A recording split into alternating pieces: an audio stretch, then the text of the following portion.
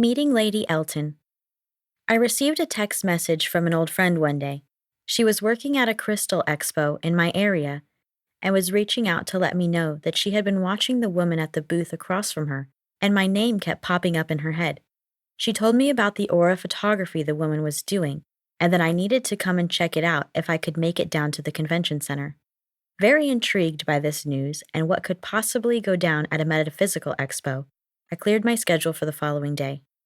Arriving at the convention center, my brain immediately tried to go into event mode, analyzing the egress of the event.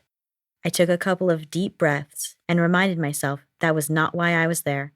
I was merely a spectator and a guest, and I was in no way liable for the outcome of this function. As I made my way to my friend's booth and up and down the convention center aisles, I oogled the jewelry, stones, and gorgeous clothing at every turn, and couldn't help but notice some activations that just had some really funky energy about them.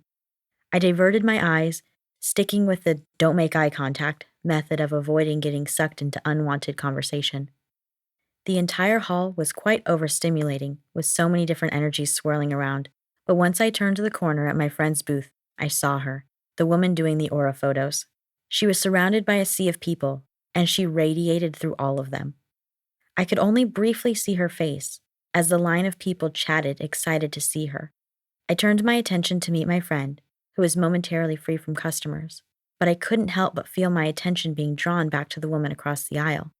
Laughing at my inability to stay present in our conversation, my friend urged me to go get in line. She informed me that the mob of people at her booth was significantly smaller than it had been earlier in the day, so I'd better make my way over to her.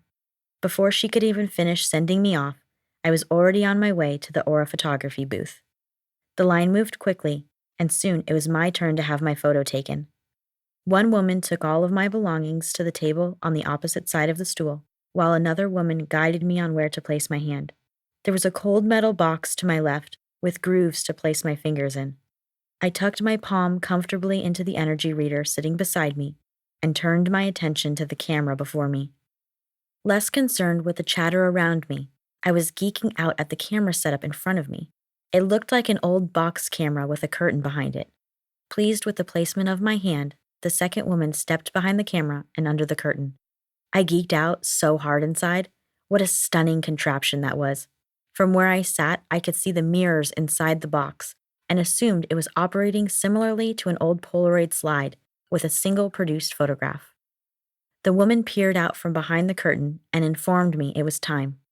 I held very still and couldn't help but notice the intensity of my fingers on the cold metal plate beside me. I held my pose until the woman emerged from behind the curtain and gave me the signal to move. From the side of the camera, she pulled out an envelope-looking pouch that contained my photograph. It was sealed on all sides, and rather than handing it to me, she placed it at the end of a long row of unopened envelopes on the table behind her. Now I understood the mob of people. They were all waiting to have their aura photo interpreted by the radiant woman sitting in the director's chair that I had seen before.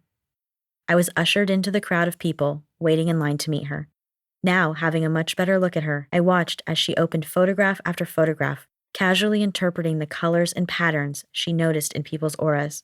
Person after person squealed at the opportunity to have their photo read and snap their selfie with her. I could see why. She seemed petite, but it was hard to say for certain since she was sitting up in a director's chair. She had short, silver hair, cut in a tight little bob. She was probably in her 70s, wore large, orange-framed glasses and very minimal jewelry. She had one large ring in the middle of her left hand with the largest pearl I had ever seen. She wore a red, yellow, green, and blue thick striped muumuu dress, and her bright blue eyes beamed past her giant glasses. She was fabulous and reminded me a lot of an equally fabulous musician I had the pleasure of seeing play piano in Austin. If he had a twin sister, this gal would be it. Enjoying every second of watching her interpret the photos, I waited patiently for my turn. I watched a young man's eyes pop out of his head in line before me in awe of her, and it warmed my heart to no end. The remaining giggling selfies were had, and it was now my turn. As she said goodbye to the young man before me, she reached for my envelope on the table. Softly greeting me, she began to peel open my photograph. I was surprisingly giddy. She laid eyes on my photo for the very first time and let out a moan I hadn't heard her make in the time I had been standing by and observing her with others. She looked up at me, and then back down at my photo in her hand.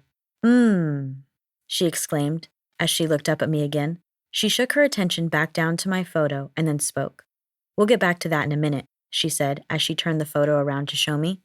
She pointed to the white area above my head and explained that most people have speckles of white around them, representing their spirit guides that are with them. "You have a solid white band around you," she said. "You roll with a posse around you at all times. I hope you know how divinely protected you are." I felt very comforted at that moment and had this deep knowing inside that I knew what she was saying was the truth. "Now, back to the good stuff," she exclaimed. "Do you see this purple hue over you?" She was pointing at my photo.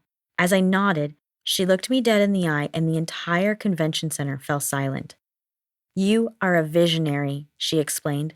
"People with this hue of purple are here to make a massive impact in the world. You are going to affect millions of people's lives in this lifetime." She must have noticed the deer in the headlights gaze on my face and went on to explain. "You, my dear, are going to change the world. You are going to change millions of lives." I just nodded and blinked, as if my entire life's purpose had just been revealed to me for the very first time. I had no concern to explore the how, I just soaked up every word she spoke to me. Still floating in a silent conference hall, just her and I, she softly grabbed my hand and said, "You have a tribe of guides with you at all times, but you will not have to fulfill this mission alone. You have big work here to do. Please hear my words," she concluded. I nodded and took a deep breath for the first time in what seemed like a long time. She squeezed my hand and smiled radiantly at me, her baby blues piercing mine through her giant orange glasses. I thanked her graciously and asked the gal behind me to capture a photograph for me. I remember my friend saying I looked like I had just seen a ghost as I fumbled through a goodbye and began making my way through the convention center towards the sunlight. There are very few moments in my life that I remember in such detail that I can still feel them in my bones, and that exchange was one of them. As I made my way back to my car, through the sea of guests and merchants, the world was still silent. There was no fear, there was no anxiety. I was merely digesting the news that I had just received with a feeling of absolute certainty that I somehow, deep inside of me, already knew that she was right. My life would never be the same. Arriving back to Huntington Beach, still in a bit of a fog from my experience, I pulled out my collection of oracle cards and sat down at my dining room table. I know that whenever I need additional guidance, there will always be a deck that jumps out at me to use that day. I pulled out a deck called Earth Power Oracle, an Atlas for the Soul by Stacy DeMarco. It was the first time that I had felt intuitively guided to use this deck. I opened the box, and as I began shuffling the cards, I whispered, "God, angels, universe, spirit guides of the highest truth and compassion, please show me what else I need to know today." One card fell out of the deck and onto the table. It was the Tarkine, and the card read, "Growth is good, but I acknowledge it can sometimes be painful. I accept my wild soul. I can be alone and connected." Behind these words was an illustration of a golden forest surrounding a foggy river, and a lone creature sitting at the edge of the water.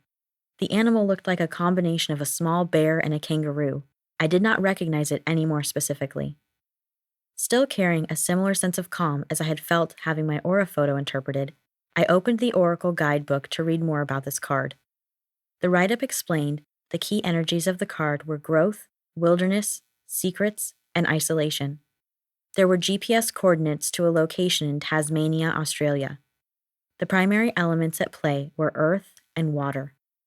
There was a lovely description of DeMarco's experience, sitting on the edge of the water, meeting her first of many wombats, taking in the biodiverse lands of the Aboriginal peoples who made their home there for thousands of years.